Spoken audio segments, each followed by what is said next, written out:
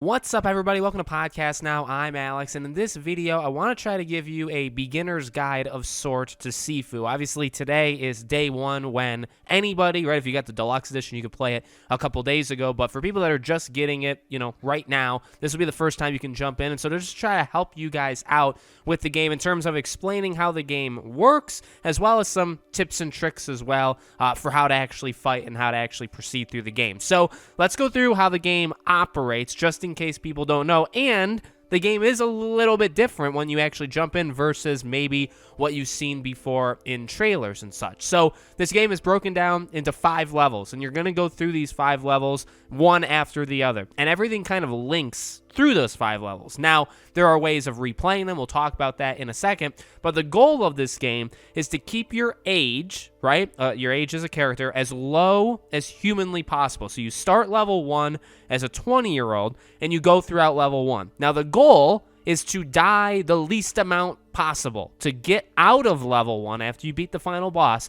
the youngest age you can be. Now, the youngest age would be 20 if you don't die at all. Now, every so often, the game will actually drop the counter, the age counter, because every time you die, it starts to multiply. It has like a multiplier kind of built in where, as you get up there, if you die, it's going to add 5 years on your life. Then it's going to add 6 years on your life. And it's just going to, it's going to keep going. Now, there are ways to knock that down, and it's pretty much just by surviving for a very long time, not dying, and just taking out enemies, the counter will drop. So you want to keep that counter as low as possible, ideally like 1 or 2, okay? And it's a lot harder to do once you die more simultaneously, like you just keep on dying, then it's next to impossible. But you want to keep that very, very low, and you want to keep your overall deaths again as low as humanly possible. Now, again, this is just how the game works. This isn't how to be good at the game, because when you enter level 2, you are now the age that you left level 1 as. Now,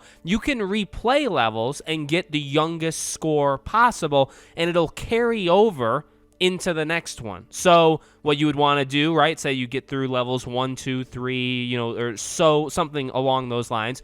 Eventually, you may want to go back to level 1 and say, all right, well, I want to leave level 1 at age 20. Then I want to leave level 2 under 30. Like, I don't want to be 35 or up. And you need to try to end level 2 at that age, and then that would carry over to level 3. That's how the game works, okay? Because when you enter level 3, when you enter level 4, etc., and you're in your 40s, you're in your 50s. Now, what does that actually mean? Well, all it really means is that you have less lives, right? Because when you die, you're closer to death. You only live till you're your mid-70s. It's not like you're pushing 80 or 90 in this game. Once you get to 72 to 76, I think 76 was maybe the oldest I've ever been in this game, that's it. Once you die there, then you have to restart the level. Now, everything else also carries over. So again, it is good to, I would say, start at the beginning. Now, obviously, in the game, you're going to start at the beginning, but once you go through the game, it is good to kind of go back, because you're going to be gaining experience, and your experience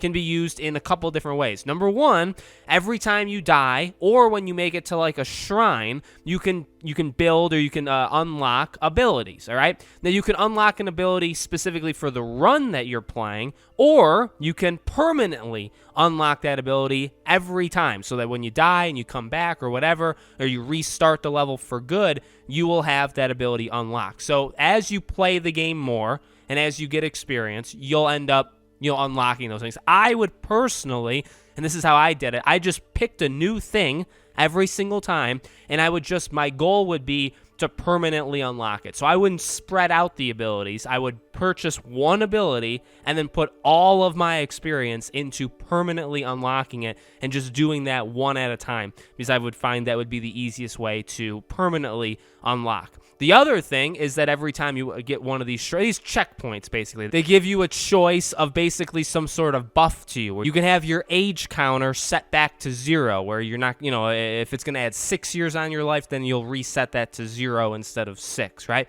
You can do that. You can add to your base health, and you can keep going from there. So those are things you can also do every time you find one of these. Now, there's only so many in a level, so the point is you want a consecutive string throughout the entire game. So you'd want to start at the beginning, focus on just buffing everything, and constantly doing that throughout the levels. However, some of those things get locked when you die too much, when you become too old. You can't buff your health. You can't buff your this or that. So you'll want to do it early and then kind of work on the other things that you can't work on, or that I guess get locked to you in other circumstances, okay? So that's how the game operates. Now, in terms of tips and tricks, the best thing to do is repetition. And I know that sounds, cliche, kind of cop-outy, but the best thing is to just get very familiar with the enemies, get very familiar with what they're going to do. So you're going to notice throughout these levels that different enemies are going to do different things. You're going to just get to a different section.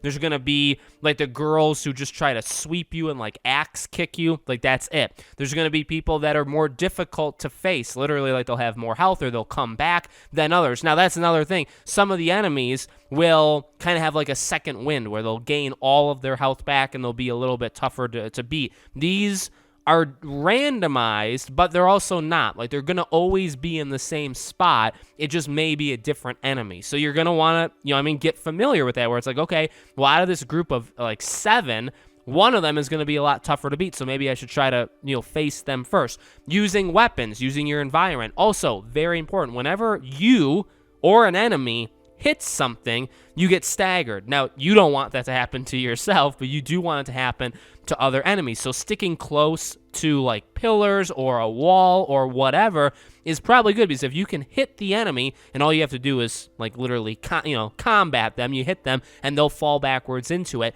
that'll stagger them, that'll give you a couple extra hits. You also, at the flip side of that, right, a good offense is sometimes a good defense, so you need to work on the reverse of that. Blocking, very important. You should really kind of always have your guard up. Also, parrying is difficult. Parrying is tough, and parrying also doesn't work with like every single person every single time. There are some moves that you cannot parry. You just have to kind of deal with. You have to dodge. Dodging, I think, is very, very, powerful. Now, dodging really can work with some enemies where maybe it wouldn't work with other enemies. One of the ones I'm thinking of massively is in level 2, the main boss, the final boss, as well as some enemies throughout, or at least one.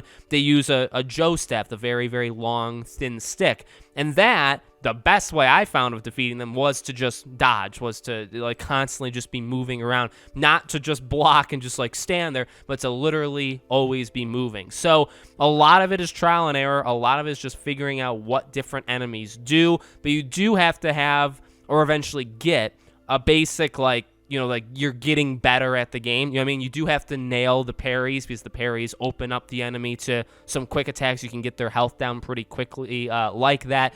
You have to experiment with your moves, right? So you have heavy attacks, you have light attacks. I would try to mix them up, right? Not just do one. Sometimes I'll lead with the heavy attacks and then I'll go into the light attacks. But again, each enemy also is different. You're just trying to find that kind of opening. Again, like the skinny tall girls that do a lot of the leg sweeping and they try to like axe kick you and stuff, they are different. They just fight very, very different, and you can't parry them almost at all. So you have to face them differently than you'd face something else. Maybe you would get a weapon for that. Maybe you would throw a bottle at them to kind of weaken them. That's, again, a thing with environment, right? There are bottles everywhere. Those are very useful. In the 3rd level, there's like paintballs that I find are extremely useful against the 2 enemies in that room. So you just kind of learn those things over time. But again, the main goal is to just not die. Obviously, easier said than done. So you're constantly building up XP. So you're constantly going into the next level at your youngest self. Also, technically, this isn't a game about just beating the most enemies. There are areas sometimes, in fact, that I've found in each level so far, where there are enemies that you don't actually have to fight. You'd have to go out of your way to find these enemies and fight them. Well, yes, they will give you XP, so you can look at that as a positive, because you can, you can build up in that regard. But if you die by facing them, well, now you just took an unnecessary death. Right now, you're a little bit older. Now the counter is up by 1, right? So you have to weigh your options. Sometimes fighting isn't, you know what I mean, isn't necessarily a good thing. It's really only good to get experience. But if you're trying to get through the thing being as young as possible and you don't care about the experience, then it doesn't really actually matter. You don't actually need to attack, you know what I mean, every single person. So that's something to be very, very aware of as well. So let me know what you guys think. Any tips, tricks, you know, guide ideas for other people. Maybe you thought of something that I didn't say here. Let me know in the comments below. Make sure you're all subscribed to the channel, bell icon turned on. If you want to follow me anywhere else, all my social media is in the description, along with our Patreon and YouTube memberships. Thank you all for watching, and I hope to see you all on the next video.